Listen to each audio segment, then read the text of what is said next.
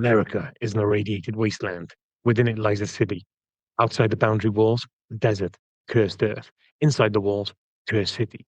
Stretching from Boston to Washington, D.C., an unbroken concrete landscape. 800 million people living in the ruin in the old world. And the mega structures of the new one. Mega blocks, mega highways, mega city one. Convulsing, choking, breaking under its own weight. Citizens in fear of the streets, the gun, the gang. Only one thing fighting for order in the chaos. The men and women of the Hall of Justice. Juries, executioners, judges.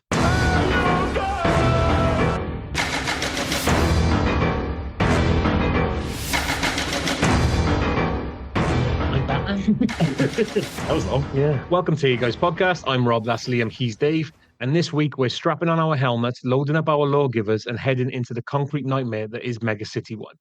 Where the only thing grimmer than the architecture is Judge Dredd's mood. We're talking Dredd, the film where Carl Urban channels pure chin energy and delivers justice with the emotional range of a brick wall. If that brick wall were furious and legally empowered to execute you on sight. It's so gritty you'll need a pressure washer just to get through the opening credits. Released alongside The Raid, both films trapped their heroes in vertical death traps. But while The Raid brought lightning-fast martial arts, Dredd gave us Carl Urban. Urban. Stoic, scowling, and somehow more stone-faced than actual stone.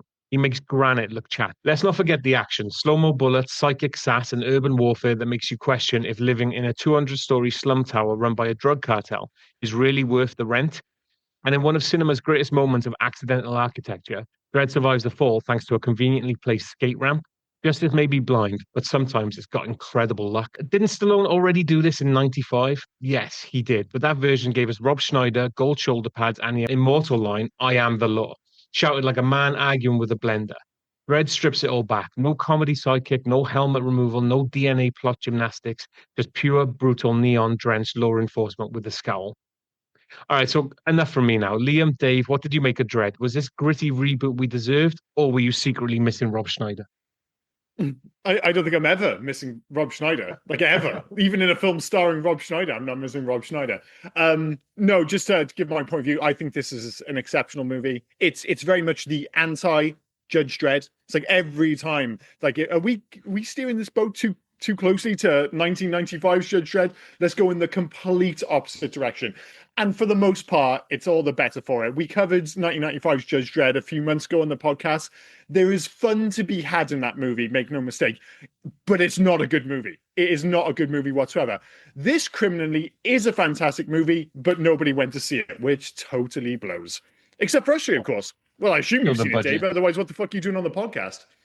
Hi, how you doing? Yeah, no, it's such a different film, isn't it? Yeah. It hadn't been that long, obviously, since we watched Judge Dredd.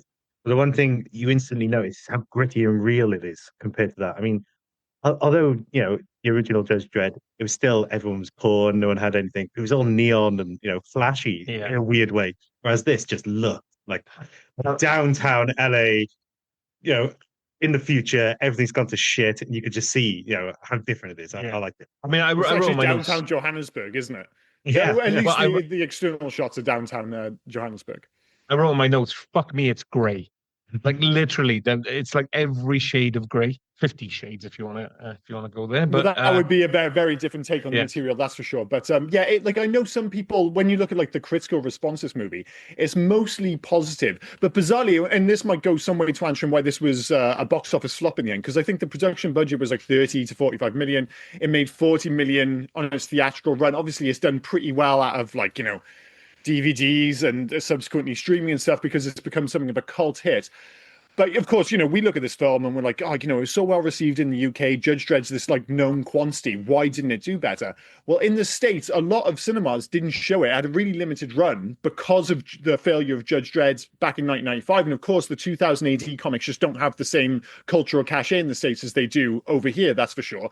And not only that, the reviews in the US were actually a lot more lukewarm than they were over here. And a big part of that was just how relentlessly grim this movie is. Now, it is grim, make no mistake. So yeah, it's a brief, lean 91 minutes. And like The Raid before it, it's, you know, let's be honest, it's pretty high concept. It's get up the stairs.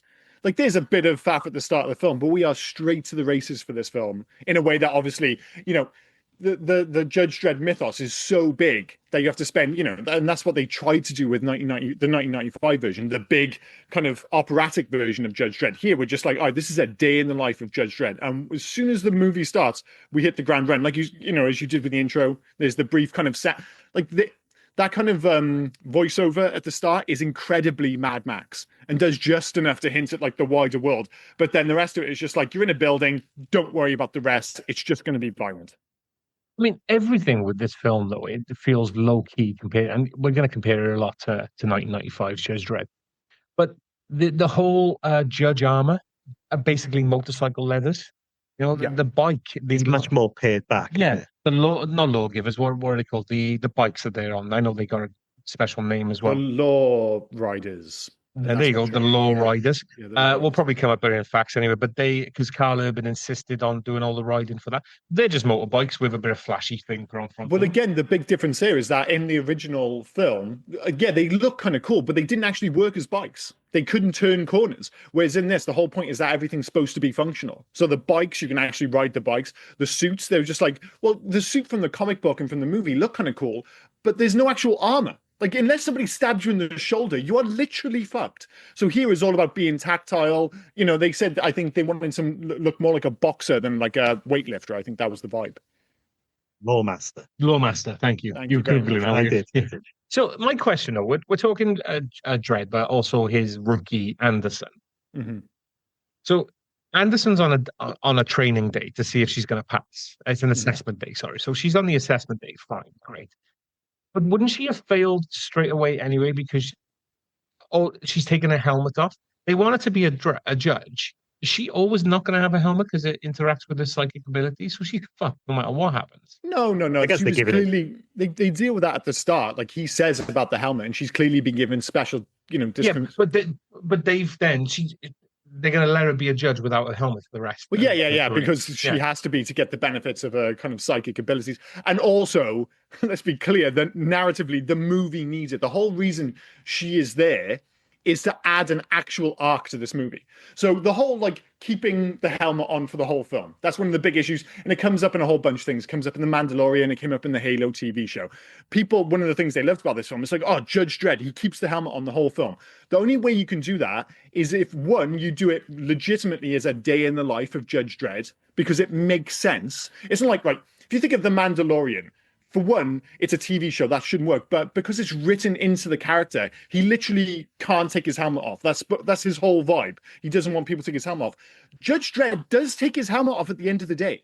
It's just he's not sat in the bar with his helmet on, is he? Exactly. So that's why Halo didn't work as a TV show, because you could pull it off as a movie the same way as this. So if you had the Master Chief and you had him with a human character or someone else to play off, where they had the arc, and then the Master Chief, like Dredd in this movie, is just there to look cool, you can keep the helmet on. But if you do like an 8 episodes or multi-series show, you can't have additional, like, it just doesn't work for the character. What happens when he goes to like out for lunch with someone? It's when he keeps the fucking helmet on. It just becomes ludicrous. The reason Master Chief doesn't take his helmet on, I've never played Halo, I don't have an Xbox. I'm pretty sure it's because it's first person. So you're not actually... It doesn't take his helmet off because you only ever play him when he's fighting. Yeah, exactly. Yeah, so like you said, it's not like he sat down to take a shit and gone, exactly. That's what I mean. Narratively, it's not like it's like the Mandalorian where he never takes the helmet off. Master Chief does take the helmet off, and the same way that Judge Dredd does take the helmet off. But if you want to keep kind of comic accurate and put him in those positions where he's always wearing the mask, it's got to work narratively. And in this, that's what they do. And they put Judge Anderson there, like I said, one to have the arc and one to have a face. You just need to have a fucking face. So it's like, yeah, we can't have her wearing a mask otherwise. Otherwise, we have 2 faceless protagonists, which just totally wouldn't work for this film. Sorry, none of us knew where to go from that then. Yeah, I thought maybe I had gone to mute again or something like that. No, you actually just did a decent point for once that I didn't have a rebuttal. I just that should end helmet talk. That should end helmet talk. Yeah. Wes, from the last one, you were very, very disappointed that he took his helmet off. This alleviates some of the pressure from the last movie. I mean, I don't know if it was I did write. You really did. You wrote it so many times, brought it up at every opportunity. I liked it. He still took his helmet off, though, didn't he? Yeah, they're off at the beginning. He popped there on, but he was in shadow, so it's fine. There you go. Well, you are, like you said, the thing is with Halo, everyone made a fuss about it, but they did the whole thing where I didn't mind it. They pulled the bandage off straight away. Again, like I said, it doesn't make sense for a TV show. It would work if they did a Halo movie, if they went the same route as this. It doesn't work for the TV show. But they literally were just like, he took his helmet off in the opening seconds, and they did the same with Judge Dredd. And a big part of that, they could have got away with it for Judge Dredd the movie, but it was Sylvester Stallone. Sylvester Stallone's not keeping his fucking face off camera for like 2 hours, whereas Carl Urban, he was just like, I'm totally on board. And plus, as you mentioned, yeah, but in the Carl intro, Urban 2012, Mike. Remember, this is still 13 years ago. yeah, So but regardless, Is he relatively unknown at that point? Just coming off the back of Star Trek, 2009, Was it that long? 2011, yeah. yeah, and he was in Lord of the Rings trilogy, but that was a bit part. But yeah, really, he got his breakout in terms of like approaching a leading man, and he hasn't had actually many leading man roles cinematically. I know he's obviously plays a big part in The Boys. But maybe this is the reason. Like, he had his leading role moment and the movie flopped. And it's totally not his fault because Carl Urban is so outrageously fucking good in this film. He is the quintessential Dredd. If you're thinking about Dredd from comic to page, he does it perfectly. He looks the part, he sounds the part. I think Scowls he's the part. absolutely fantastic. Yeah, I think he's absolutely fantastic in it. Going away from helmet talk and Dredd talk for a minute, I wanted to ask the slow-mo stuff, which I think looks great, especially because this film was filmed for 3D. It wasn't converted, it was actually filmed Yeah, it was for actually 3D. filmed in 3D. Yeah. And as much as a slow-mo effect looks great, do we think it's a bit much? Did they push it out a bit too much? Yeah, they do it too many times, I Yeah. think. And even the very first time you see it when they're in the car chase, Yeah. I thought my telly had broken at one point because all of a sudden there was just this big yellow thing appeared on the side. It looked like the screen had split, just fuck. But yeah, But sorry, go for it. really good. The bits where he's shooting at them and he shoots at their faces and Yeah. stuff, and it's really slowed down. You can really see what's happening. All that's brilliant. But they just keep going back to it. Like, after a while, I was a bit like, this movie's an hour and a half, which isn't very long. It's probably only an hour long. It's just 30 minutes of bloody slow-mo. There is a lot. In its defense, I will say, like we've mentioned already, this movie is aesthetically, for the most part, quite grim. And yet those moments in slow-mo in particular, they've got this kind of like aesthetically beautiful violence, which I can't think of another film which has pulled it off. Like, one of my favorite scenes in the film is the breach sequence. You know, when they come through the door, sorry, I'm explaining what a breach is. You fucking know what a breach is. They go through, and like you said, he shoots the dude through the cheek. Like, that's gross, like objectively gross. And yet, because the way they film the slow-mo sequences, it has this odd beauty to it. Like you said, I think they probably go to the well one too many times. Like, do you need two slow-mo kind of fall sequences? Perhaps not. But I do think it's super effective. I think aesthetically it's gorgeous, and I love the audio they use for it. Like, the soundtrack of this film is fantastic throughout. Yeah. But supposedly the effect that they got was from, initially at least, taking a Justin Bieber song, and it was suggested by the lead singer of Portishead, I believe, who said, "Oh, take this Justin Bieber track and slow it down by like 200%, and it gives us this real ethereal." And they had that as like a kind of like the stand-in track. They ended up replacing it eventually, but that's what it was fundamentally based on. So I do love those sequences. Oh, no, but I totally we are agree. coming. No, I agree with Dave that they do go to the well maybe one too many times. I love them as well. I like the violence becomes disturbingly intimate because Peaceful, yeah, isn't it? Yeah. I mean the glittering blood, the shattering glass, the hyper saturated colors, and all of it I think looks great, and I think they've done it really well. But I also think, all right, I've seen it now. All right, I've seen it now. It's like Lord of the Rings. All right, you've walked now. We don't need another film where you're walking now. A horrible comparison. You brought up Lord of the Rings. So I wouldn't have done it. You brought it up. You brought it up. There's two things I fucking hate: is slow-mo in Dredd and walking in Lord of the Rings. Those two things can fight. In fairness, I love Lord of the Rings. They probably do walk a little bit too much. And I know we're all thinking the Eagles could have taken them all the way. That's besides the point. But no, I do fundamentally agree. You know what I found out going back to Lord of the Rings? Oh, what's his name? Fucking Orlando Bloom plays the elf archery guy. What's his name? Legolas. Legolas, thank you. He only spoke to Frodo twice. Frodo. He spoke to Frodo twice in that entire film. Yeah, well, not in the whole trilogy. In the entire trilogy, he says they split up after the first one, don't they? He says, "You have my bow," and then at the end of the trilogy, you're laughing at Frodo. At the end of the film, he says to Frodo, "Jump on." He doesn't speak to him again. Maybe you're saying Fred. Maybe that's what Legolas calls him. And like at the end of the film, he's like, oh, I think Frodo made it to Mount Doom. Who's Frodo? It's like, wait, his name's not Frodo. Oh, I don't know. I've only talked to him twice. I had no idea. I've been calling him Frodo this whole time. What the fuck, Terrible. man? I don't know the guy. My wife, Kat, she goes on to me all the time because I still think my neighbors are different names. Like the guy next door to me, I honestly call him Steve. His name's Alan, apparently. The guy who works in Sainsbury's, I call him, I don't know, James or something. And she says, no, his name's, what she says his name is? Oh, Phil. I'll call you Trigger. I know. And Frodo is Frodo, apparently. Frodo is Frodo. But the thing is, right, I went to see this movie in the cinema back in 2012, and I watched it in 3D as well. And those effects in 3D, and one of the issues why this film maybe didn't have the impact people thought was that by 2012, the whole kind of like 3D thing was wearing a little bit thin.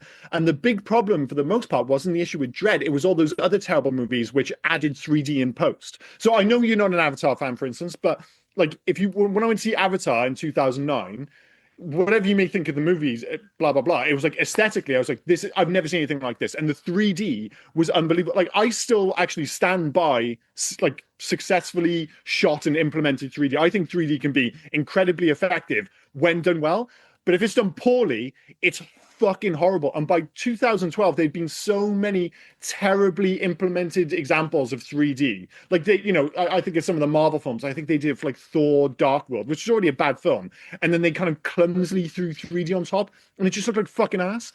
And so it can't be at the cost of the story, can it? That's the thing.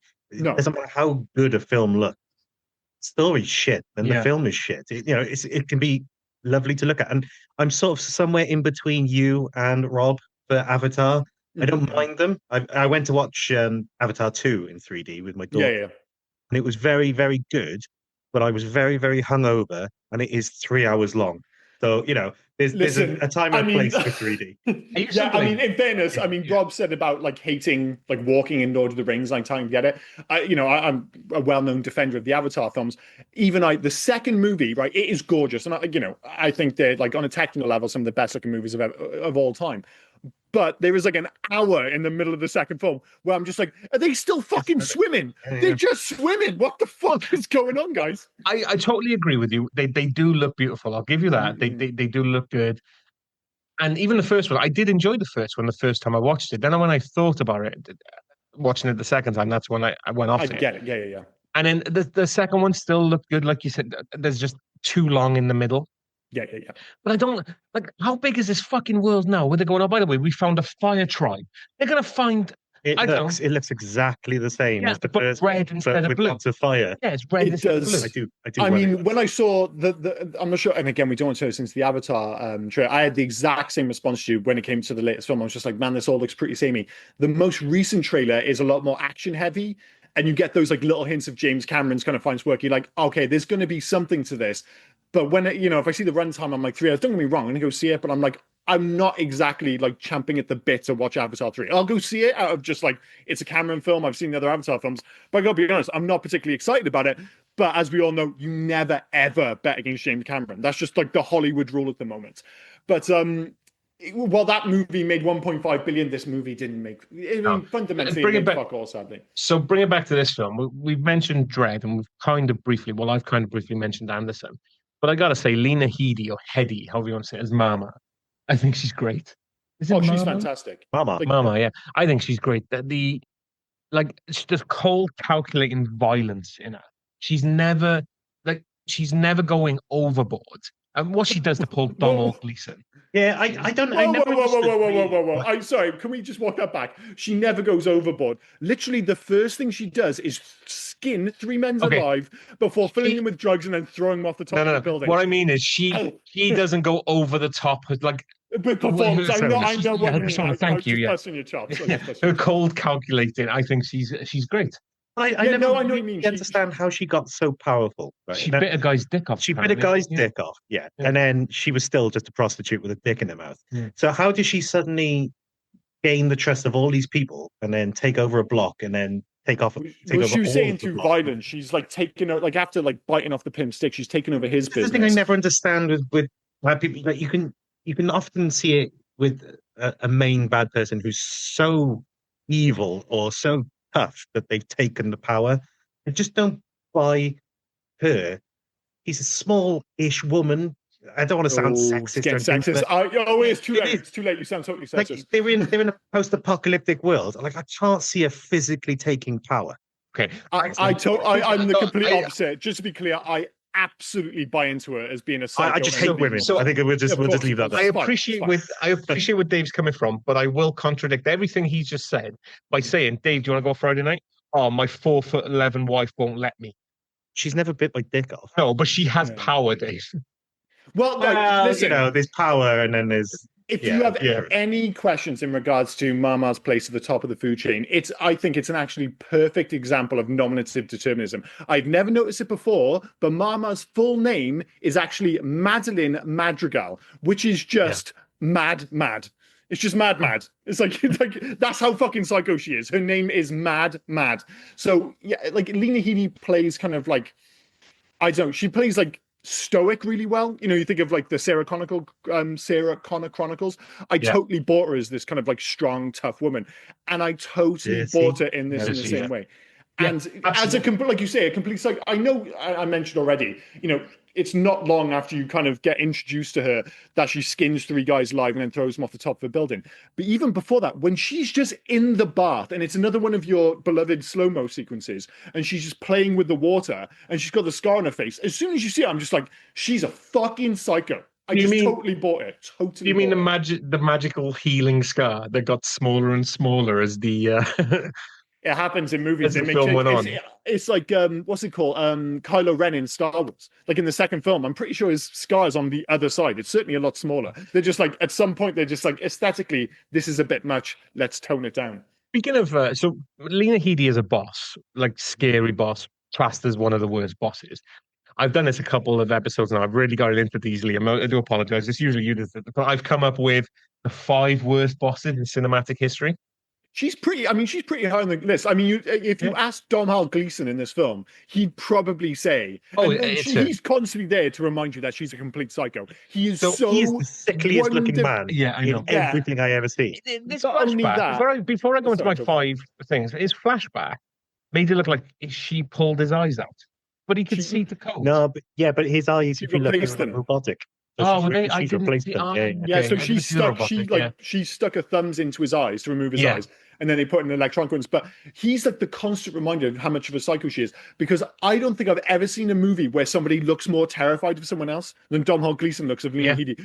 Every time she's on screen, he is so visibly petrified, and he's wonderful. He sort of looks like that all of the time. He does look like that all the time, but also he's trying to deter the 2 judges who aren't on the payroll. And she's about to give him a C-section if he doesn't fucking... it's tough. So, she's just fucking... So anyway, 5 worst bosses. And, well, other than Lena Headey. I took Lena Headey. When you say worst, you mean badass? Yeah, well, just be clear. Rob's list can be a little bit lopsided. I think last week he compared... what's his name? From Terrible Fathers. I compared the father from Close Encounters of the Third Kind to Jack Torrance from The Shining. And he literally just asked, he goes, so which one's worse? I was like, well, one of them, in fairness, did leave on a spaceship without saying goodbye. I was like, Jack Torrance did try and murder his entire family. I think he abandoned his wife and 4 kids to go see an alien. Yeah, but I mean, still get to live the next... Anyway, let's see what this list comes to. Bill Lumbergh from Office Space.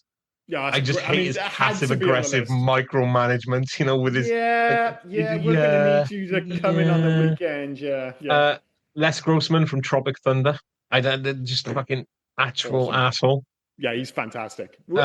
Again, both of those bosses are just the worst, and they're so brilliant in both of those movies.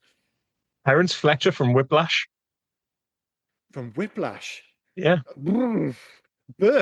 Burke's getting a shout out for it. Yeah. I mean, that seems very harsh, but sure, go for it. Dr. Evil from Austin Powers. Yeah, I'll give you that.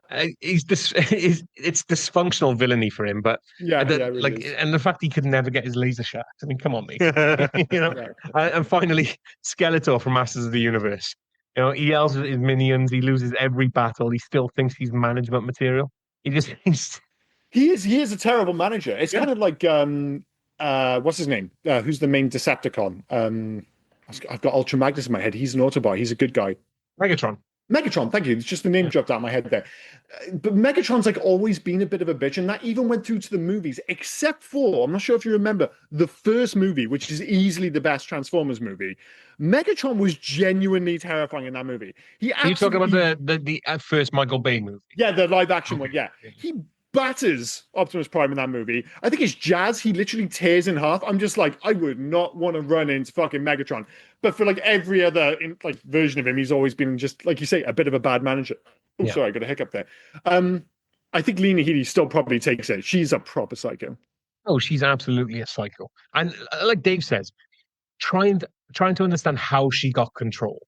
I think you just got to knock it on the head and think, okay, she got control. It's fine. Well, they But do that brief sequence, don't they, when he says, "Oh, she took the top floor just with pure violence, just coming in like a fucking psycho, and then just moved away down the building and just kept taking more and more power." It's kind of loosely explained, and that's all we need. To be honest, Lena Headey looks like a psycho. That's enough for me, and that's what this film does brilliantly. It doesn't explain too much. It doesn't explain Dredd. All of Dredd is just done with his chin. He just and for the most part, actually, which I was quite surprised, is Dredd isn't mean. He's just by the book. That's it. He doesn't say anything horrible to Anderson. He's just to the point. That's it. And for the most part, he's pretty professional. It's only right at the end when Lena Headey and her goons like it's clearly a nod to Predator, and they have all the miniguns on the side of the building, and they just shoot a bajillion bullets at him. It's only after that sequence he's like, I'm pretty pissed off now, and I might like that. That leads straight into the interrogation sequence with Kay, where he genuinely beats the shit out of him. You're just like, okay, Judge Dredd is here, but all that kind of like reserved rage is so much of like Carl Urban's performance. And genuinely, and please tell me if you think otherwise, I think Carl Urban might be one of the most perfectly cast superhero actors of all time. Like the ones you think of immediately are what, like Hugh Jackman's Wolverine, Ryan Reynolds as Deadpool, maybe Chris Evans as Captain America, and I'd argue Wesley Snipes as Blade. I would, even though the film wasn't as successful as any of those, I would genuinely put Carl Urban in that rarefied air when it comes to like perfectly cast comic book characters. I think he's that good in this film. I'd agree. I put Carl Urban up as perfectly cast. Like you said before, he seems to just incorporate Dredd perfectly. I think he's absolutely Encapsulate, yeah, totally. encapsulate, yeah. As Dredd, I think he's great in it. No, I totally. And Yeah, one no, of I the other agree. things. Oh, sorry, go for it.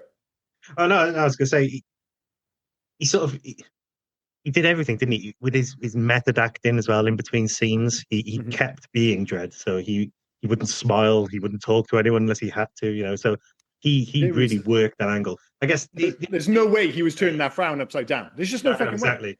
The only thing I would say is, as a character, it's not as difficult as some of the ones you've said, like Blade. Blade's stoic and he's very sort of to himself. He's also quite funny and he's quite charismatic as well. Whether that's Snipes going out, I don't know.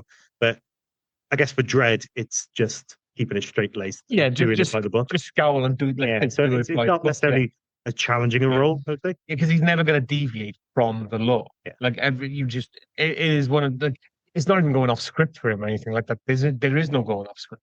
The Dredd character just basically read everything that's on the page, and as long as the page is the law, then it's Well, that comes back to the whole arc thing. Like, I think it was referred to, and I think Alex Garden actually said this, is that like Judge Dredd does have an arc, but whether it be in the comic books or in the movie, but it moves at an absolutely glacial pace. And in this film, like his arc is basically just buying into the idea of Anderson. Like, you know, you get that line early in the film. It's like, "You ready, rookie?" And she says yes. He's like, "You don't look ready." And you get that awesome sequence at the end where it's like, "You ready, rookie?" And she's like, "Yeah." It's like, "You look ready." And then they have their super awesome team up moment when they just run in and fucking smoke everyone. You're just like, yes, that is so cool. And that's basically his arc for the film. Anderson, as we said, has the arc. And really, the star of this film, in many respects, if you weren't told, if this wasn't called Dredd and you didn't know who Judge Dredd was, you'd be like, well, I think the star is probably Olivia Thirlby as Judge Anderson, because she gets all the interest, like the interesting role is hers.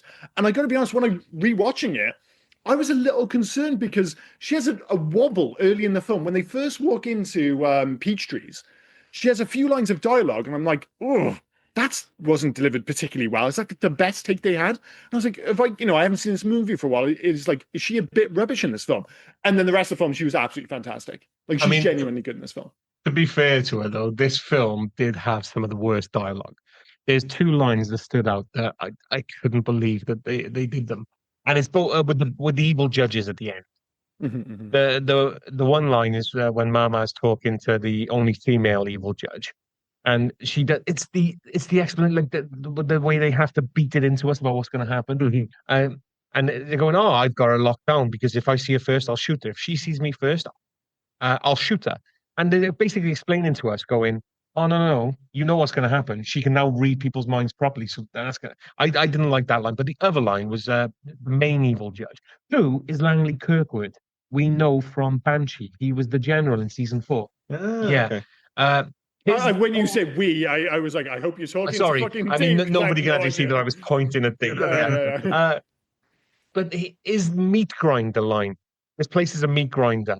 People go in, guess what comes out? Meat. Yeah, that is Oh. without question the worst line in the movie by a country. And it's so weird because this was written and produced by Alex Garland. And this is a guy who's like gone to direct Warfare, Civil War, Annihilation. He did the TV show Devs. He's done Ex Machina. Like, he's hardly ever missed. Like, he's famous for his fantastic screenwriting. And that line was so, like, that was up there. Like, if this movie was more famous, I feel like that line would be talked about in the same light as, do you know what happens to frogs when they get hit by lightning? The same as everything else. You know that famous line from X-Men, the first X-Men movie? Just like, it's that fucking bad. Speaking of Alex Garland, I genuinely think this is one of those movies. Again, maybe people don't notice it because he didn't do so well. I think this movie is a bit of a Nightmare Before Christmas poltergeist situation. Now, for those who are not putting two and two together there, those are movies where everybody thinks Poltergeist was directed by Spielberg and Nightmare Before Christmas was directed by Tim Burton, and they weren't. Their names it's like presented by this person, and they totally associate that movie with not with the director, ostensibly. I think it's the same with Dredd. When I think of Dredd, I do not think of Pete Travis. I 100% think of Alex Garland. And I think at one point he almost got a co-directing credit because Pete Travis got kicked out of the editing suite because of like difference of opinion, should we call it, with the producers. So basically Garland then came in and edited the entire movie to the extent where they're like, do you want to push for a co-directing credit? He didn't go for it in the end. But to me, this feels like an Alex Garland film, back to front. When I went back to rewatching this, I was just like, wait, did Alex Garland direct this? Or I don't think he did. And I just couldn't remember who. I mean, unless you guys immediately think of Pete Travis when you think of Dredd, but I'll be surprised if you did. I had no idea who directed it, who produced it, who did anything. So I'm not like you two. But I definitely didn't know Alex Garland had anything to do with it. Yeah. But you're completely right. Recently, anything I've watched, Garland's touch has been gold. And you could see it in this. I mean, it's just like you said, it's got touches. It's like the action sequences, the way they flow through. So what we watched recently, Civil War. Civil War was fantastic. What's the other one? The War Games? Warfare? I haven't watched Warfare yet. No, Warfare, in many respects, is the ultimate version of this movie. It's the ultimate pared back. It's like the evolutionary end game for this movie. So this movie is like, you know, one of the great things Alex Garland did because he actually started writing it years before it was released. But initially he was looking at like, incorporating Judge Death, which is one of the more famous characters from the comic books, and was like looking to make this big movie based on the mythos, kind of like the original 1995 movie. But eventually it's just like, if we go with this, we're going to end up with all of this exposition. And I just want to hit the ground running. So he's just like, I'm just going to pair this back to a day in the life of Judge Dredd, which works wonderfully. And because of the fact that Anderson is, as you mentioned earlier, is on a training day, that allows for quick fire and sensible exposition. Because he's basically, oh, well, what do we have to do next, kid? And she's just explaining to you what's going to happen next. But it makes sense narratively because she's on a training day. But this film is already pared back. Warfare is absolutely all the fat is removed and it's just one long action sequence. I think it's a great choice for this to pare it back and just have it set in one location, pretty much one location for 90% of the film. I think it's absolutely fantastic. But I do want to see at some point Judge Death because I love that. I would love to see that in a sequel. But I love that the Dark Judges. But I don't think what you can do is just throw the Dark Judges at people straight away, which I think is what Taika Waititi is going to do. It's going to be I heard these two Judge Dredds. So you have now the Dark Judges. I don't think that's going to work for people that don't. I'm right. Listen, this is weird. In passing. Right, because what this feels like now is I like Judge Dredd, the comic books. I love this movie in particular. I've got a bit of a soft spot for the 95 version, even though it's ass. This is starting to feel a little bit like Tron. Like, I love Tron, But why was anyone surprised when Tron Ares flopped? It's like, dude, nobody goes to see Tron. Nobody goes to, except for me. I'm the only person who goes to see Tron. And it's like, you're gonna try and do Dredd again? Like, dude, it's not gonna work. Nobody wants to see a Judge Dredd movie. Or not enough. What they need to do though is don't hire a relatively bad man to be your star of the film. That's probably a good point to start with. Mm-hmm. Tron Ares, they hired a wrong one. Oh, sorry, I thought you were talking about this. It's like, what are we saying about Carl? No. You're talking about Tron. I'm saying for the next Dredd film, maybe don't hire a wrong one, who is notoriously a wrong one before he. You know? Well, like, make no mistake. For all the press about him, like, he's not the issue with Tron Ares at all. He's actually like, I know it's been like this popular thing to kind of jump in on it. Like, whatever you might think of him as a person. No, but what I'm saying, that's why a lot of people haven't gone to watch this film, is because he has no star power. You're not getting pulled in by. I just don't think people give a shit about Tron either. But no, I totally agree. Like, maybe they needed a big star to get people in the door, and it just hasn't worked. But like, and that's the thing. We don't want Judge Dredd to be a star because we've already tried that with Sylvester Stallone. They've tried the paid back version. Yes, it is definitively worked, but still nobody's gone to see it. I guess there are the aforementioned extenuating circumstances which led to this flopping. But I'd just be amazed if the Taika Waititi version gets off the ground. I will be fucking amazed. But like, I think what we're stepping on here is like, sequels and all that other nonsense. But what we really want to see is a direct sequel to this film. We want to see Karl Urban back. We just want to see the scope expanded. Like, that's what we really want to see. To be fair, I'd even expect take the TV show that they were promising, which was like the Judge Chronicles. There was different judges, but Judge Dredd pops in every now and then. So like, you care enough about the other judges? Well, no, but there are no other judge names that you would ever fucking know. But it's really about the world, then, isn't it? Yeah, so the TV show is kind of like Gotham. I was just going to say, what you end up doing is you call the show Mega City 1. I think that's what it was called, it's going to be called. Yeah. But then do you have to say, oh, look, Judge Dredd's good. This guy's even better. No, this guy's even better. This guy's shit. So they're not trying to make him good. It's just basically it's a police procedural, and every now and then Dredd will pop in. I think that's what they should have done. And I'm saying with this world, I would even take that. But what that allows for is the mask situation again. So if they'd done that with Halo, like, you're this big, huge, rich universe to kind of sponge from, so to speak, and then you get like Master Chief like dips in and out. Then you can have him in the helmet the whole time. And the same with Judge Dredd. If he's just, you have this whole universe and you have all these additional stories, and then just Judge Dredd pops in like a badass every so often, you don't really have to, because like you said, you don't want him to have an arc. So you can't have a TV show based on fucking Judge Dredd. It makes no sense. So yeah, I agree with you both. It's like, yeah, Mega City 1 sounds interesting. I just want to see it stay in the world of cinema. What I'd really like to see, actually, and it's a shame because it never works. Like, it feels like it should. Are we just doing a sequel section here now? Yeah, well, right. Yeah, it feels like. What I love about this film and movies of its ilk, and I'm going to bring up Gareth Edwards again, the director of The Raid. I'm not just saying that because he's a Welsh director, although let's just remind everyone, a Welsh director directed one of the greatest action movies of all time. He also directed, did you see the movie The Creator? Yeah, now, that was that long ago. Well, he didn't give us that. I'm sure that was Gareth Edwards. No, it was the other Gareth, the one that gave us Godzilla. Oh, Godzilla. Sorry, I've mixed them up. I do apologize. Anyway, that was like a mid-budget kind of proof of concept that you can make a really good-looking sci-fi film for somewhere between 40 and 60 million. And I was like, that's the way forward, because without the additional risk which comes with, ballooning budgets, this film costs 200, 250, God knows what million. Then all of a sudden, the studio interferes. You can't have an R-rated movie anymore, blah, blah, blah. It's like, if you make them for 40 million, 60 million, that's when you have more creative freedom and you can have more violence in the movies as well, because there's less risk. The problem is, as good as these movies often are, they just don't make any money. The Creator was good, it flopped. Dredd was good, it flopped. I would love a world where we get all these, I guess in the video game industry, what you call them is AA movies. It's like, okay, yeah, it's not got like the mega budget, but it's got an interesting concept.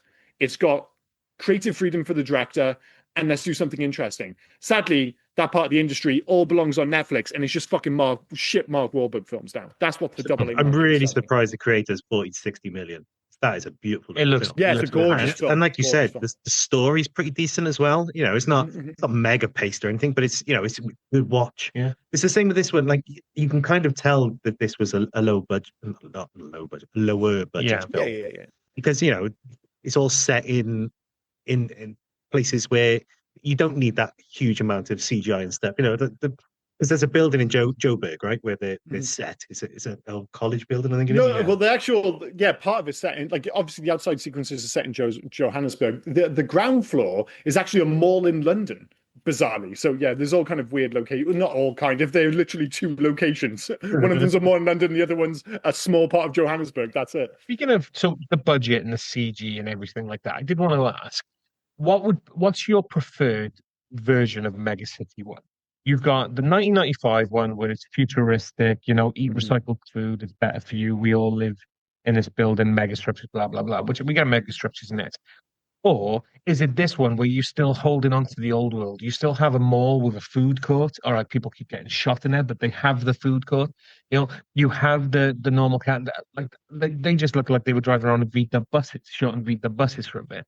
And then even Peach Trees is just a massive tower block, like a London tower block, put on top of another London tower block. Put on. Yeah. So, but I kind of like this world because they're still holding on to the remnants of the old world. It doesn't feel like they've pushed and expanded their technology. Because, like you said, what was it called? The Lawmaker. That thing was fucking ridiculous for the first film. So, well, this film, you can see what you really see when you watch this movie in terms of its aesthetic design. And of course, part of it is down to the. I agree that, but sorry, don't move on. Answer my question. Just answer my question. Oh, no, sorry, it didn't sound like you were then. You thought you were going to go with the point. Question. My point being is that so many of the movies of this time was like, part of it is the success, to bring it back to mid-budget movies, is the success of District 13, which is maybe the most successful example of this kind of movie, that kind of mid-budget, high-concept sci-fi. But really, in terms of the aesthetic and their approach to Judge Dredd and the world, it's all being dictated by Christopher Nolan. Like, it's easy to forget just how impactful the Batman trilogy was, the Dark Knight trilogy. So by paring everything back, all of a sudden everyone's looking at it and saying, oh, this is what we have to do. We have to take the comic book character, we have to pare it all back and make it much more realistic. And this, even before the Dark Knight, you can look at like the Bourne Supremacy, the Bourne trilogy, that had the same kind of impact. So that was all the rage of the time. I actually think, to your point earlier, Rob, is that the perfect version of this film is actually somewhere in between, because the tricky thing with this is, say it was successful and we wanted to make a sequel and you want to expand the universe and we're immediately thinking of Judge Death, all these other things. It's hard to start adding that to this pre-existing world, which is so set in kind of, the real world adjacent almost. Yeah, so grounded. I see what you're saying. Bringing Judge Dredd into Judge Death into a grounded version of this just feels a bit out of place. But like I said, I think this world is better for the version of Dredd. I agree. Yeah, makes stuff like that. What about you? Yeah, I agree. I think the 2012 version, well, A, is more realistic because the whole world's gone to shit. So why would they then start plowing the limited resources they have into building these, again, like I said at the beginning, neon streets? Yeah.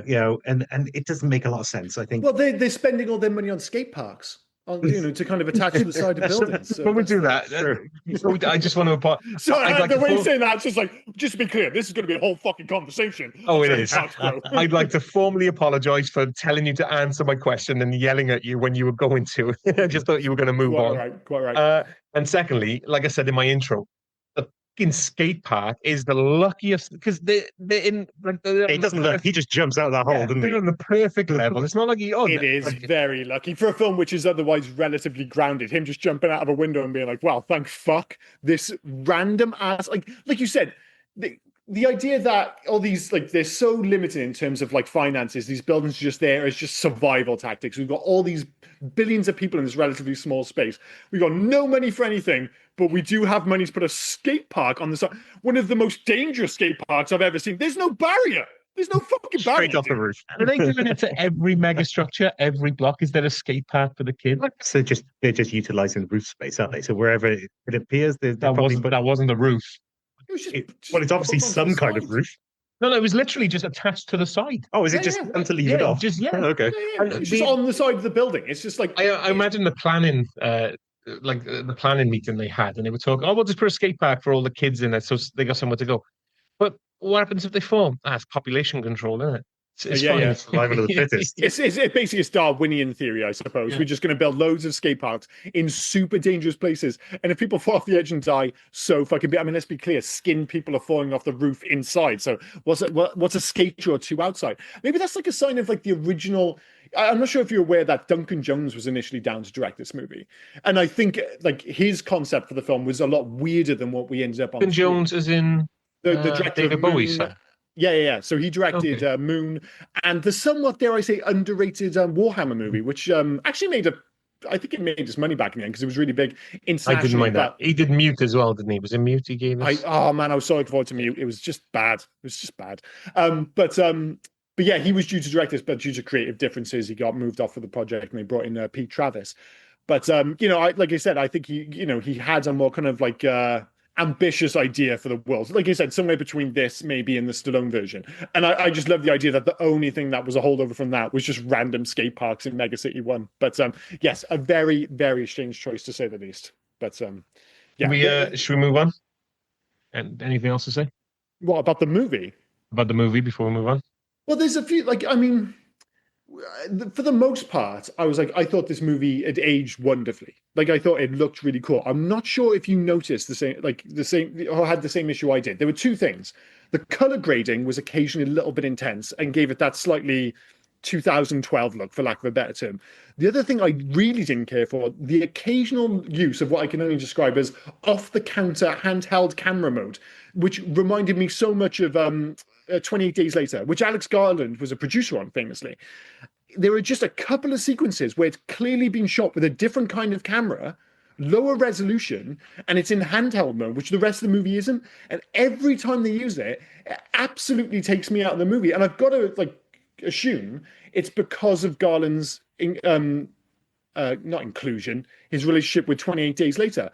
And one of the other issues with that, and I'm not sure if you guys have watched 28 Days Later recently. Yeah. I'm sure you noticed that it looks like fucking ass. Awful. That film looks. It's because it's an off-the-counter camera. In terms of its definition, it's kind of capped. So they if you put it in like ultra high definition, it makes no difference because the way it was shot was like totally capped. So I will admit, looks like a 2002 movie. And there were a couple of scenes in this where I was just like, it has that weird grainy look. When watching it in HD in particular, it just looks out of place to me. I'll admit, I never noticed it. I never noticed that at all. No, I'd never noticed it before. That sounds like a perfect Rob take. You should have. Really does. It does, yeah, but it's my Rob take, sadly. So, I think yes, for which is great 28 Days Later, though, it's supposed to look like that, isn't it? It's supposed to almost document the end of the world. So if someone was there and there was nothing else, they would be doing it on a handheld camera, which makes a lot of sense.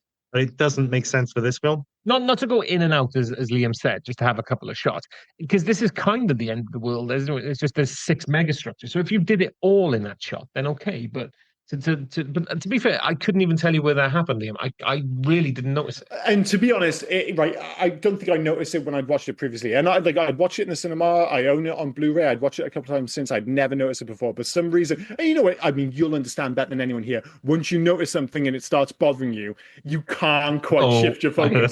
I do. I think it was because the first time I was watching it, and I haven't actually done the research into this, so I don't know if it feels like it has to be the case. But I was watching it, I was like, wait, what? That scene was fucking weird. It was just filmed weird. It just didn't look right to me. One of the first ones is actually just Dredd walking down a corridor. And I was just like, why does this look strange? There's a few Dutch angles, which I generally speaking hate in movies anyway. Blame Battlefield Earth for that. But once I noticed it like 3 or 4 other times, and it's used relatively sparingly. It's used less than slow-mo, put it that way. But once I noticed it every subsequent time it popped up, and I just didn't like it from an aesthetic perspective. Yeah. But it's a minor issue with a film that is otherwise aesthetically, like, I think a very good-looking movie, and as I say, aged wonderfully. And the other thing which is aged wonderfully, and we've not really mentioned, I'll just run through this very quickly, is the comparison with The Raid is the one everyone made at the time. It's like very much the Armageddon versus Deep Impact of its day, only for 2 films that most people didn't see. Now, of course, it couldn't quite live up to the the action that was in The Raid. Like The Raid is one of, like I said, one of the great action movies of all time. I don't think that's hyperbole. I genuinely think it is one of the greatest action movies ever made. Yeah. I love The Raid. Fantastic film. Me too. Yeah. This film, however, and I think because it was compared to The Raid, I don't think it got the appreciation. Let me get that word out. Appreciation. Thank you very much. Appreciation it deserved for the action sequences in this movie, because they do a great job of really mixing it up. Like, no two action sequence. This could just be them running up the building, shooting a bunch of bad guys. But by using the gun, not the lawgiver, that was the boy. The lawgiver is the gun. Motherfucker, I keep mixing up. We mentioned when we did the 1995 version of Judge Dredd, when the biggest oversight was the fact that he didn't really use the gun to any great extent. They made some big deal out of it where he was like saying the bullet into the gun in a very Stallone way. And every time he used it, I just felt, well, that felt needless. In this, every time he uses it, you're just like, that's cool. And it's something different. It's like he uses the flashbang. It gives that whole action sequence a completely different look. The bit when he uses the gas, it's a different thing again. I actually forgot that they brought in the kind of corrupt judges at the end. It gave it a different vibe. So I was just like, there's like 6 or 7 different major action sequences in this film, and they all feel aesthetically unique, which I thought was fantastic. I wondered as well if it was going to get a sequel, if those judges would have become the dark judges. Those corrupt could have been. That would have been cool. That would have been very cool. And one last thing I have to ask you guys. Judge Death was. Yeah. Right. If we're going to go on the assumption that Mama shooting up like a whole floor with the miniguns was a direct nod to Predator, was her death at the end? It had to be a nod to Die Hard, right? It's not quite Hans Gruber falling off, Nakatomi Tower, but her death at the end, and I know by this point Dave's just had a tits full of slow-mo. It's fucking awesome, dude. And the way they shoot it is so unique, where she lands on the floor and you see it from below. That is clever, though, because he's got the heartbeat monitor, and then he says, will it work? Yeah, there's a reason for it. Yeah, like, I think that is very clever. It looks great, but now you say it, I'm just wondering if somebody at the bottom going, "Oh, I hope that's not a hostage." Oh yeah. Well, there are a few sequences in this where Dredd goes like full no nonsense. Like, she's got like this like main lieutenant, and I forget the name of the actor who plays him for most of this film. And then Dredd just kills him with no fuss. He just throws him off the edge of the fucking tower. And it reminded me walk away.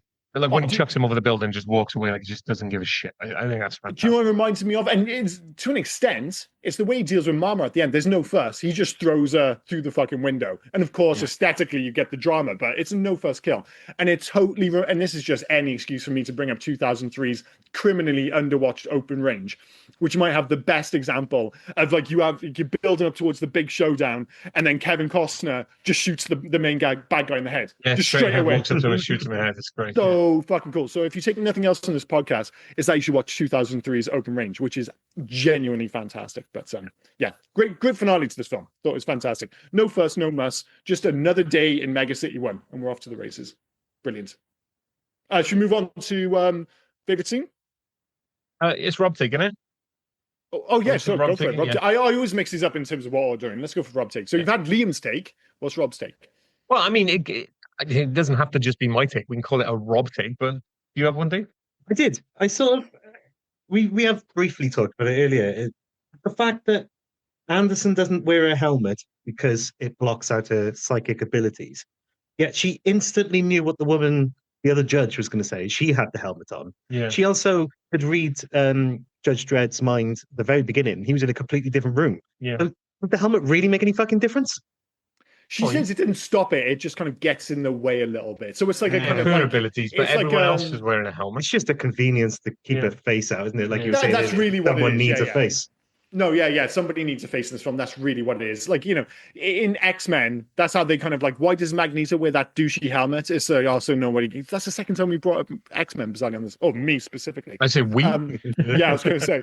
But it's the whole thing of like, well, why does he wear the douchey helmet? It's like, well, he keeps, Xavier out of his head. So, that kind of makes sense. In this, it's exactly your point. It's not really necessary. We just needed to have a face. We just need a fucking face, dude.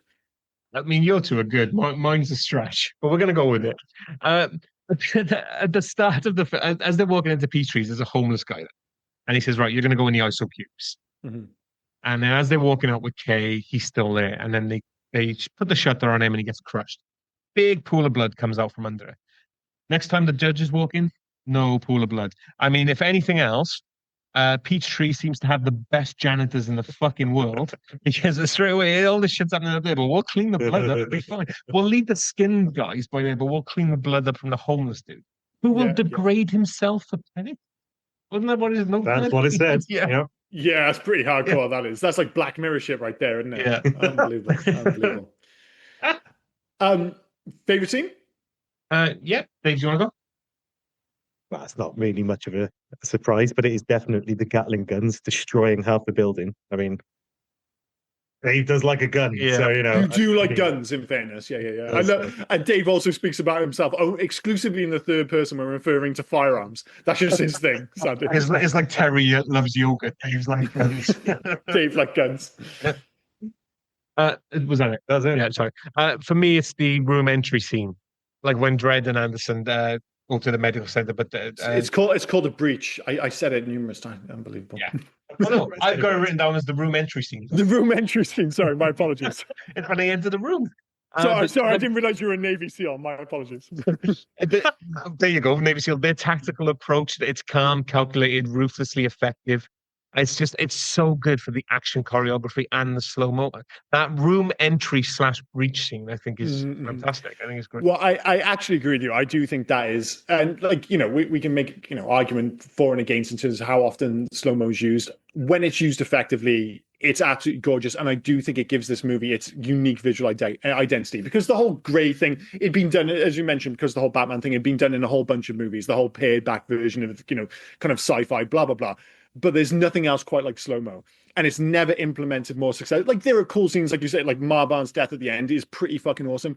But the breach / running into the room sequence, or whatever as you call it, that is, I think, the signature scene, arguably in the entire movie, because there's nothing else like it. When he shoots through the guy's cheeks, even when he breaches the door and you see the guy's belly ripple from the explosion and the way he shoots back, I think it's absolutely gorgeous. I do think there's worthy of mention the whole "Mama is not the law, I am the law" sequence, because it's like, it's never more aware of it being like the opposite of Judge Dredd than that sequence. Like, you think of, like, what was the big joke about Sylvester Stallone in Judge Dredd? The law, I am the law, the way he delivers those lines. Whereas, like, Carl Urban in this movie, he's delivering that same line, but he's basically spitting out the words. Like this film, for the most part, is like the anti-quip movie. It's like every time there's an opportunity for a quip, just like, no, we're going the complete opposite direction. He's just going to be straight down the line, which, I think the movie absolutely needs. But if I was going to, let me see. Have you not picked your favorite scene? No, because like no. Yeah, sorry. So no, it is the breach scene. I wanted to bring up the "I am the law" sequence because I do think it is the kind of anti-Judge Dredd sequence of the film. Yeah. But it's definitely the breach sequence. So I do agree with you. But so Oscar season next. I'm not sure if you're prepared for this, Dave. This is where we pick 3 elements of the movie worthy of an Oscar. But as you know, you can't have the Oscars without the Razzies. So we'll be also handing out 3 Razzies as well. So do you want to go first, Rob? Yeah, I'll go first. So best performance by a chin in a leading role goes to Carl Urban as Judge Dredd. No smiles, no helmet removal, just pure jawline justice. Brilliant. I think he wins. Jawline justice. That's fantastic. Brilliant stuff. Best use of slow-mo to make violence look like art. Winner, the slow-mo drug sequences. Bullets through cheeks, glass shattering like diamonds. Brutal, beautiful, and hypnotic. And finally, best supporting architecture in a death trap. Peachtree's Tower. 200 floors of despair, less a building, more a vertical apocalypse with a life-saving skate ramp. Brilliant stuff. All right. Well, my first Oscar goes to the best scowl. That is handed out to Carl Urban. I would go as far as to give him a lifetime achievement Oscar for that scowl, which I think is absolutely just, kind of class leading. I can't think of it. Like, I can only assume when he was channeling his inner Clint Eastwood. He's the only person I can think of who has like maybe a better scowl than Carl Urban, who would have, like, funnily enough, because of his build, if you had made this, you could have arguably even done it in 95. Clint Eastwood would have made for a great Judge Dredd. He's got, if anything, he has the ultimate scowl in many respects. And he's got that kind of like wiry build, which I associate with like the comic book version of Judge Dredd in particular. But the second Oscar for most gruesome death goes to the throat crush. So there are a lot of gruesome deaths in this movie. Gun. Yeah. But there's something about the way he smashes that dude's windpipe with the neck side of his flattens. When he And, does it looks great. it's so gross. I know dudes were skinned and all this other nonsense, and there's some pretty gross stuff in it, but there is something just so cringy about the way he crushes that dude's windpipe. It's just fucking visceral. And the Oscar for most tempting Class A drug goes to slow-mo. Rarely do I see a movie where it's like I'm not watching like fucking Train Spotting and going, do you know what? I should really have some fucking heroin. That sounds dope. I see slow-mo in this film. I'm just like, I wouldn't mind trying it. I wouldn't mind giving it a bash. So they're my 3 Oscars anyway. How about you, Dave? We're going to really disagree about that last one, but we'll get to that. So I didn't realize you were doing 3. I've only done the 1. That's fine. So That's quite all right. The Oscar for the most gratuitous use of ammunition since Hot Shots is that scene where they're absolutely plowing miniguns. 3 miniguns going for nearly 2 minutes. Do you understand how much ammunition they would need to do that? How hot those guns would get. Melting to the floor, aren't they? But still, It was quite fucking loved it. But that's a weird issue with this entire film and they deal with it very late in the film. There's 2 weird things, and to the point where they feel like they have to mention it in the dialogue in this film. So one is the fact that they drag around Kay for the whole film. It's like, dude, you know Mama's done some pretty awful shit. Do you really need to keep dragging around Kay at this point? He's a complete liability. The other one is ammo. They keep referencing the issue of, oh, we're almost running out of ammo. It's like, I get it. You like your lawmakers, whatever the fuck they're called, and you love your guns. But like, you've killed 700 dudes. They all had guns. You could pick up a fucking Uzi, an assault rifle, have something with you. I just don't think ammo should have been as big a deal as it's made out in this film. It's crazy. Yeah. Anyway, the Razzie goes to Rob. Worst middle management style in a high rise, the winner being Mama. Their onboarding process includes skinning traitors and broadcasting executions. It's just a HR nightmare. Nice. The Razzie for the worst job interview ever has to be Judge Anderson's assessment day. You know, you got a psychic rookie, a drug war, and 200 Florida maniacs. I mean, good luck. Yeah. Not even a lunch break. No. And I've kind of doubled down on building design. I gave it the best Oscar, but I've also given it the Razzie for the most questionable building design.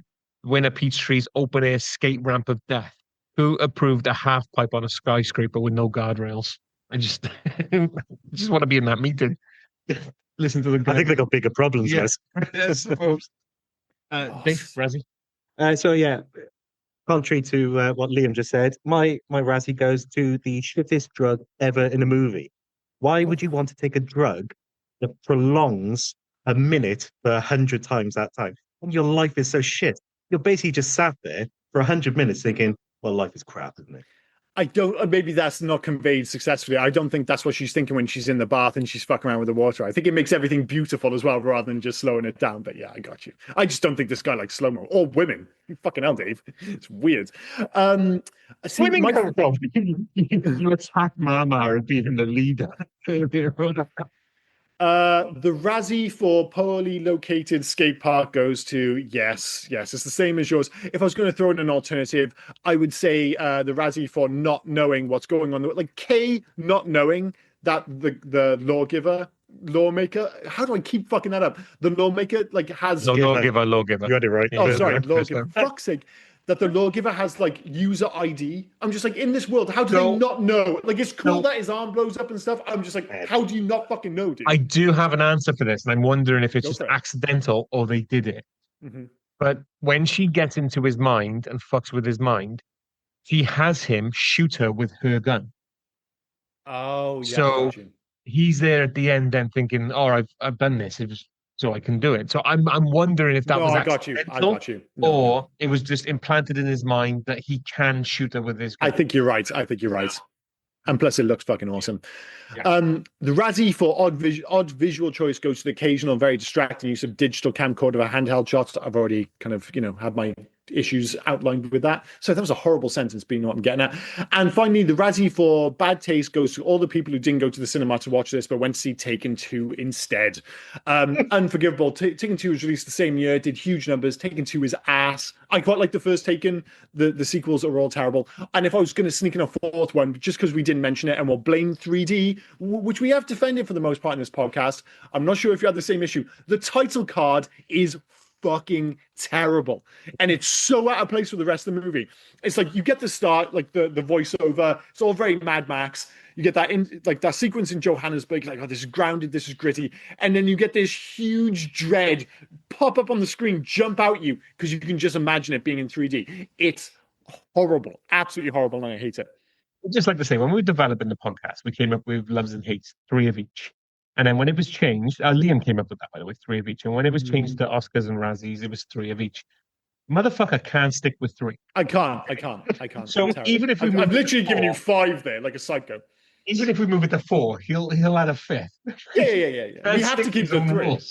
Yeah. No. If you make it 4, I'll give you 5. If you say 5, I'll do 6. I'm an absolute psychopath. Alternative titles to this film, which will be interesting, actually. No, there's none. There's none. Oh, fantastic! Literally, I mean, we could call it Judge Dredd if you want, or Dredd 3D, but basically, no, it's just all Dredd. I would go as far as to say it was sold so heavily as a 3D movie that I remember it's like the poster looking like it said Dredd 3D. Like I might be making that, but in my head, I can see the poster saying Dredd 3D. Maybe I'm wrong. Who knows? So it's just Dredd everywhere. Pretty much, yeah. Oh, Jesus Christ! I think that's the first example of that. Any facts of this movie that we haven't already covered? Yeah. Have you got any facts, Steve? I do have some facts. But one thing before we get too heavily into the facts. I was criticised last time for not having any weapon information, so I've dug deep and had a look. I literally, as soon as you got the podcast last time, I just went straight to my wife and was like, you know, Dave didn't have any fucking weapon information, that cunt. Like, literally the only reason I'm here. So yeah, the Lawgiver 2 is based on a Glock 17. So it's a pretty standard hand pistol.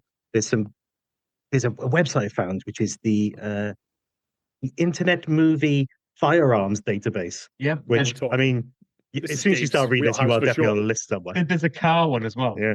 So if you dude, you're already on that list, so you have no worries. That's not it's true. But if you do feel so inclined, I would have a look. There's quite a lot of information on here. I mean, the range of armaments within that. So you've got armor piercing rounds, incendiary rounds, stun, hot shot, high X, and silence mode. Now we didn't mention the hot shot. Did you think that was the most pointless thing? I mean, when you're trying to stop someone from shooting someone in the head, why would you set fire to their head? Yeah. I mean, if that guy was still alive for quite a while, he could have pulled the trigger. Whereas you kill someone to a headshot or a spine shot, they're dead. They're not going to. See, that's the gun. That was the gun guy chat at the end. It's like, oh, if you do a headshot and we all nod, or a spine shot, and we're like, a fucking spine shot. That's so hardcore. But no, to your point, that was the one time, and I mentioned it earlier in the podcast, how like ridiculously implemented the gun was in the 1995 Judge Dredd movie, where every time he used one of the bullets, you're just like, it would have been just easier if he just shot him with a normal bullet. That was the only exact, like when he did the incendiary round, when he did the flash, it all made sense. When he used the fucking head explosion fire thing, whatever it was, it was just to show what he could do, wasn't it? Exactly. That's exactly what it was, yeah. I mean, there were so many weapons used in this film, it's unbelievable. But me personally, I can spot a weapon usually, and you know, there was AK-47s, there was some Chinese firearms, hand pistols. They weren't. There was no AK-47 using this. There was pretty much all of it was a company called Vector, which is not the Chris Vector before you think. Yeah. This is a South African firearms company. So makes sense. Being based in Joburg, they've obviously leaned into more local companies. And they just seem to make knockoffs of very well-known machine guns and hand pistols. So there is 3 or 4 different hand pistols. There's 3 or 4 different assault rifles, just by this Vector company alone. But shotguns, Remingtons, Mossbergs, Berettas. You stick in with the big American and Italian companies. So is it like the BL-58 instead of the AK-47? It is called a Vector R4. Who's an AK marker. Oh, fair enough. I love the idea that Johannesburg or South Africa is to the gun market what China is to the car market, where they just take a Land Rover and just rip it off and just make their own. But it's exactly the same, but it's just got a Chinese name on it. They're just doing that, but with just South African guns. Dave did guns, you did car. I'm going to go with the Lego version where you got Lego and Lepin. Lepin? What's Lepin? Lepin is the Chinese Lego. It's got the same logo, the same font. Brilliant. But it's just China. Chinese just China. Lego, yeah. They're just one of the last kind of holdouts in the world who just don't give a fuck about licensing laws. They just don't give a fuck. It's fantastic. No. You can buy anything from a Chinese website. Anything. It's ridiculous. True. Although saying that, the only other place I've been to who just didn't give a fuck was bizarrely, certainly for like, when you think of like the Western world or, the majority of Europe, Naples. You walk around Naples, all the shops are selling like just blatant knockoffs of football kits. It's like you don't get that in like Milan, you don't get in Turin, you don't get in Rome because let's be clear, it's illegal to sell knockoff kits. All the way down like the main high street, there are just stores selling just knockoff clothes. Like Naples just do things differently. It's probably because of all the crime. Anyway, any more guns, Steve? Yeah, the last two, the motorcycle machine guns, Browning 303s, so pretty hardcore artillery on the side, and the minigun which they used was effectively, if you've ever heard of a GAU 19, which is one of the US standard sort of miniguns that they'll hang off the side of. I personally couldn't single out unique miniguns. They're all just miniguns. The only separation I could do is like mounted versus carried by the Terminator. I mean, there's the minigun and there's the minigun. The Arnie uses. Yeah, Arnie. And what about Jesse the Body Ventura? Predator. That's the only real difference. I mean, this thing generally has 3 barrels. They decided there wasn't enough barrels, so they stuck 3 spare barrels on the side of it. So there were 6 barrels on it just to make it look prettier. So I just love the fact that just one sentence on the last time we were on the podcast, we were like, "Oh, you didn't deliver any gun facts," and now you've just delivered nothing but gun facts. He's taking it so personally. Wonderful. There you go. I actually have proper facts as well. Oh, go for it, buddy. So in the classrooms in the mall, there was a 6-star flag scene, which was representing the 3 mega states. Mm-hmm.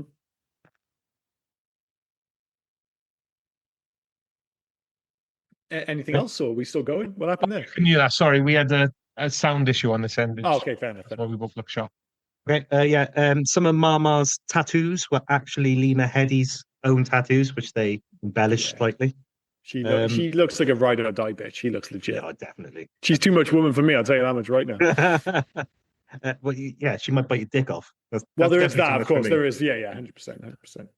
So in Mama's penthouse, there's actually a Judge helmet and chain hanging up on the wall, which is a nod to the comics, which you obviously don't see on the Judges now. Before they go to Peachtree, is it shown? Oh yeah, there's a list of crimes that are shown on the screen on when they're looking to where they're going to go. One of them is actually being assigned to Judge Hershey, which is a nod back to 1995's Judge Dredd. That's cool. Yeah, I didn't notice that. Peachtree was the name for that was taken from the restaurant in Shrewsbury that Alex Garland and John Wagner first went. Producer. Yeah. I thought it was pretty cool. That's mine. All right, cool. There's quite a lot of facts. I'm going to defer them to Dave. I'll skip. Oh yeah, that's plenty. That's plenty there. Oh yeah. Unless you have any more gun facts. There's no way you have any more gun facts. I saw the gun facts. I got a couple of knife facts. Do you have a knife fact? I'll go for an I don't have any. How to the Future. So it's where we ask a question: remake, sequel, let it die, leave well alone. I think we all agreed on a sequel. I'm still not sure about the Taika Waititi one. I would still prefer to see a direct sequel to this movie personally, but we won't see it. But that's what I'd want to see. Yeah, I mean, I'd want to see a sequel to this. I know I said I'd be happy if we had the TV show, but realistically, I want to see a sequel to this film. I don't need. I mean, yeah, I'll watch. I watched all the Taika Waititi stuff, so I'll watch what he does next. It'll be interesting to see how he handles it. But I mean, Judge Dredd is just going to be telling loads of jokes, isn't he? That's the problem. Yeah. He's a very good director. He makes good films, but it would be too far away from this. But I think I wouldn't be surprised though. He'll be under he'll know.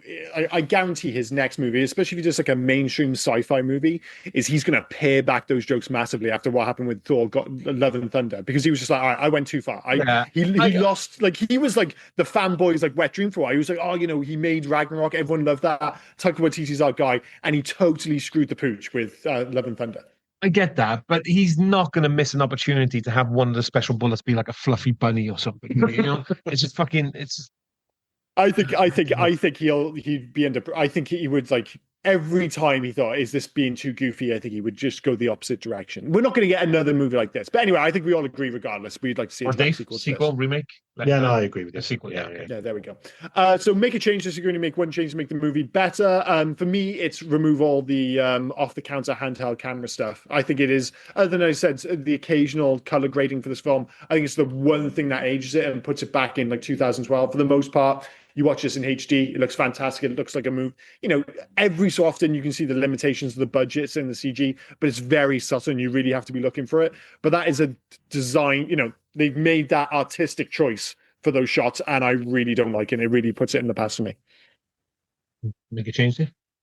Yeah, again, it's not a scene per se, but one thing I would have had, we briefly touched on it, was getting to run out of ammunition quicker, just so he could, do something slightly different, pick up a gun, do something different, or be more creative, kill people other ways. There's lots of things you could do. I think it would have made it a little bit more interesting rather than just going up. No, I totally agree with you. As I said, I thought it weird at the end when he suddenly makes the point of taking the ammo from the other judges, because before that, I can't remember seeing him reload.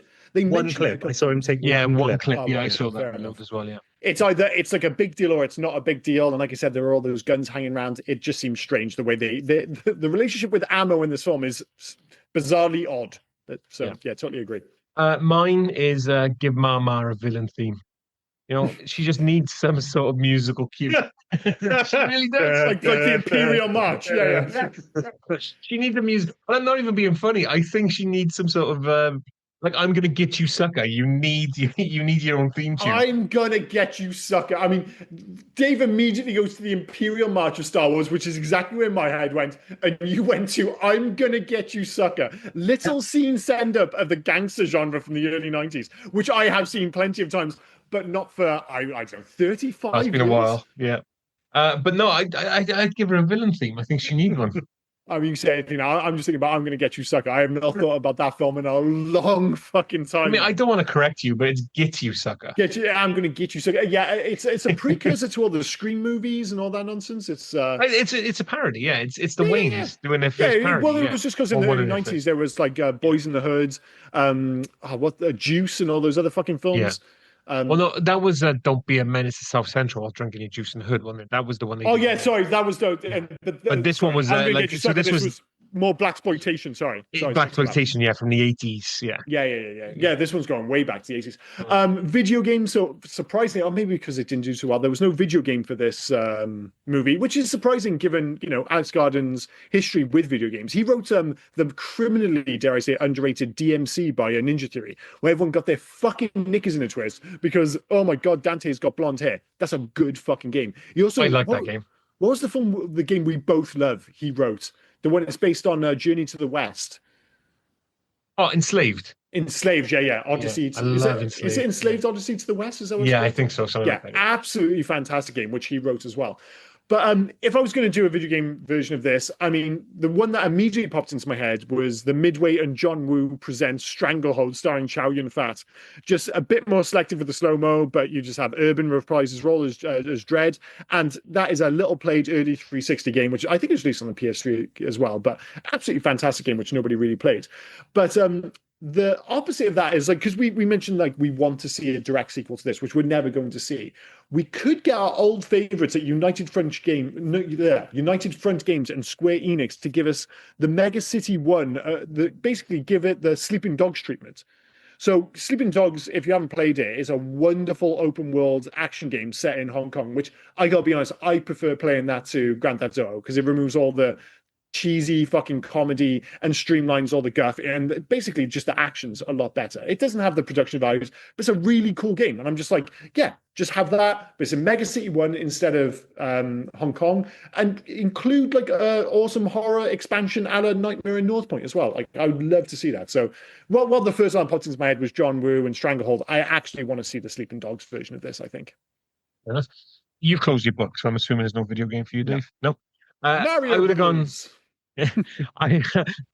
Mario Brothers. I would have gone Cyberpunk 2077.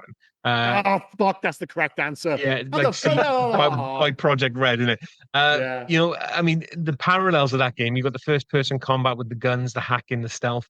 There's the tactical room clearing, like Dredd's hallway battles. You've got the harsh consequences, narrative choices. The Dredd's concrete hellscape meets the neon excess, grime, glamour, pulsing synth soundtrack. I think that would be. You don't think you know it's the correct answer. My whole waffle, and you're just sitting there, just sitting on the correct answer, and you fucking knew it.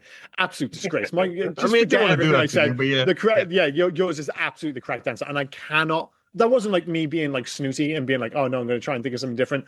I just forgot about Cyberpunk, which is an absolute crime because it is the correct answer. So yes, you win this week, sir, without question. Best and worst of IMDb, so it's where we pick a random 10-star and 1-star review. Before we do that, I usually guess how many written reviews there are for this film. 221. No, 923. Get to fuck. Yeah. IMDb is so weird. There've been like massive movies which have like 200, and then films you've never heard of have like 500. 900. Yeah. That's insane. 10-star reviews of that. Jesus Christ, I'm going to be so far off now. I'll go back to my original answer. 221. 190. No, it wasn't too far off at least. Yeah, not too bad. Yeah. Right. So this one was written in September 2013, titled The Absolute Action Movie. This is definitely one of the best action films ever made, and this is how action films should be. The acting is perfect, a very good effort in direction, effects are very impressive, and some lines unforgettable. About the plot, it is just an ordinary day-in job. No history of the character, nothing unnecessary, just action.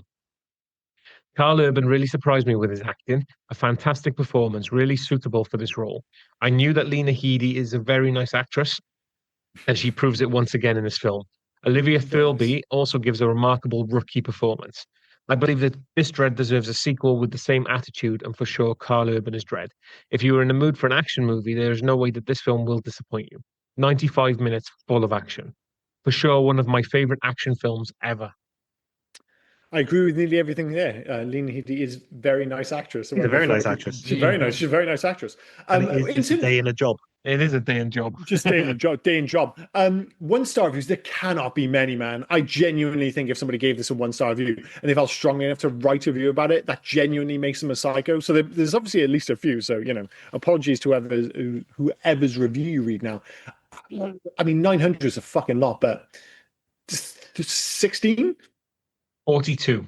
40. That's a lot. Even like percentage wise, I know that's relatively low, but I'm amazed there are that many 1-star reviews for this film. So I had to try and pick a 1-star. How long they are. I had to pick a 1-star. I wanted to put. I don't like doing the long ones. I just wanted to show Dave because he could see it. Sorry. Yeah. No, sorry. Jesus Christ! Look how far down, Dave. I had to go. Right. Try and find one that was massive. When people didn't like this film, they really didn't like this. Yeah, film. I didn't think there would be such a passionate rebuke of this film, but apparently so. Not only are they go like, well, I'm giving this 1 star, I'm giving you the business. I'm giving you all the reasons. 3, 4, 5, 6, 7, 8, 9, 10, 11, 12, 13, 14 paragraphs for the first one. Somebody writing like war and peace on why I hate Dredd. It's so insane. Well, you've seen. Overall, the Stallone version had 2 flaws. First and foremost, Judge Dredd takes off his helmet. This rightly put off a lot of fans. He never does that in comics. It is an error huge enough in itself to say the Stallone adaptation fails to be true Judge Dredd adaptation.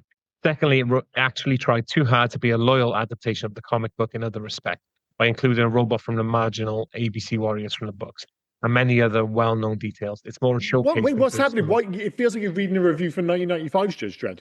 Well, no, Dave just asked me to read the Stallone part. I thought he was going to compare it, but he just said why that was shit instead. Brilliant. Are there any short ones you can read? I've got a short one. This was written in September 2012, titled "One of the Worst Movies I've Ever Seen." I normally don't review movies, but I was completely blown away by the good reviews. There was no plot, no character development, and terrible production values. The movie was so horrific at times I could not stop laughing. I don't understand how anyone could take this movie seriously. It has a lot of action, but it is extremely generic and forgettable. It felt like I was watching a C-level video game. I am still amazed that people enjoyed this movie. There were some cool 3D effects, however, these effects alone are not enough to save the movie. I suppose if you were a diehard fan, you would probably enjoy it from what I have read about Dredd. I didn't say that wrong. That's not movie. You wouldn't. It was not enough to save the movie. Oh, fair enough, fair enough. Yeah. Yeah, it's a strange. I guess I can fundamentally see why some people might be put off by the fact that it really isn't a narrative. If they're expecting a story and they're just like, well, this is just action. It's like, well, for a lot of us, that's the beauty of this film. But if you don't get on board with that, yeah, I can see why you might have an issue with it. But still, I am surprised by how many vitriolic one-star reviews there are for this film. Absolutely bonkers. I was kind of expecting them all to be like misplaced 1995 Judge Dredd reviews, and they just put them in the wrong place, but apparently not. That leads to our own ratings and recommendations. Needless to say, there won't be any one-stars here. For me, it's a 4 and a yes. I have recommended this movie in the past. I will continue to recommend this movie in the past. It's not quite a 5-star movie. As I said, there's a few aesthetic tweaks you could make, and I wouldn't mind seeing, I don't know, a bit more world building perhaps, but this is a thoroughly enjoyable 4-star film as far as I'm concerned. So yeah, 4 and a yes for me. Yeah, it's a 4 and a yes for me as well. I think the only thing that stops it being a 5-star movie is there's not quite enough plot and there's not enough character development. But like you said, this film doesn't really need it. It is what it is, and it's a great 4-star movie. Yeah. Yeah, it's not aiming for 5-star. Like, like you say, there's a different version of this which is a bit more ambitious, but it's almost like we're going to make a really, really good 4-star movie. Mission accomplished. Ding, ding, ding, full house. 4-star and a yes for me as well. I mean, basically what you two just said, I couldn't really say any more than that. Yeah, that feels Except what hasn't made this a 1-star, so I didn't make it a 5-star with a terrible meat grinder line.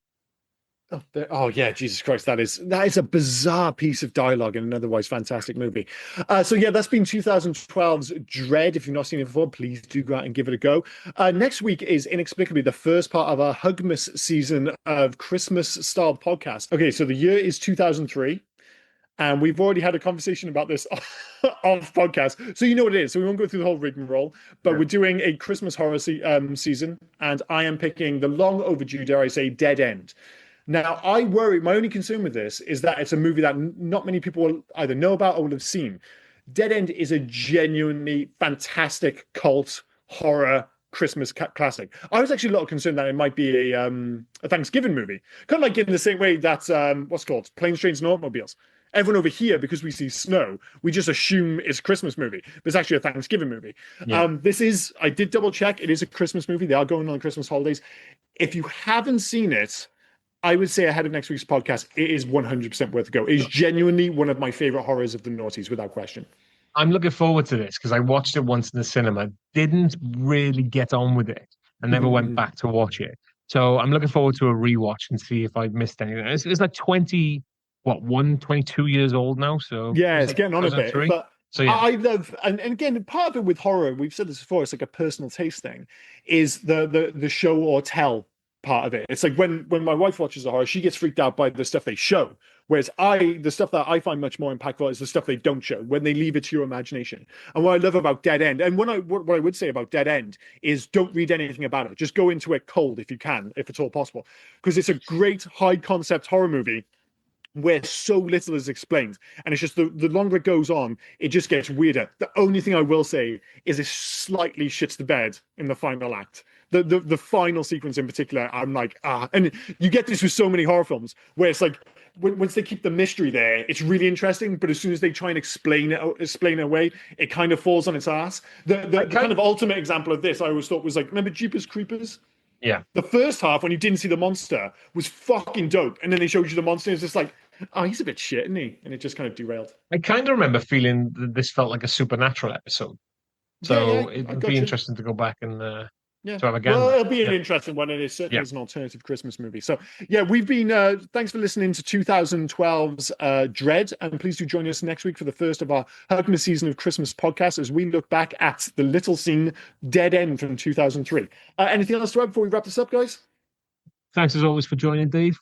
You'll be back for the main Christmas episode when we're all together, I guess. And drunker, yeah. And your gun knowledge was invaluable. And after thanks, Liam. Glad I could be of help. Completely shitting the bed on the last episode and forgetting to mention anything to do with guns, I was like, you really made up for it on this one.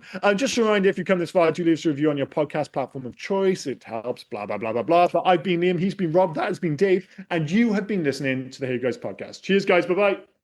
Bye. Cheers, guys. Bye now. Oh, and before I forget, where can folk reach us if they were so inclined to? Well, you can actually reach us on Hey You Guys 80s at Facebook, Instagram, and on Twitter. But if you want to send us a mail, do heyyouguys80s@gmail.com. Send us in your recommendations. Send us in your thoughts about any of the episodes. Just literally talk to us. We'll have a one-sided talk with you on the podcast. Yeah. We're nice folk. Get in touch. But no, cheers, guys. Bye-bye. Cheers, guys. Bye now. Hey, you guys!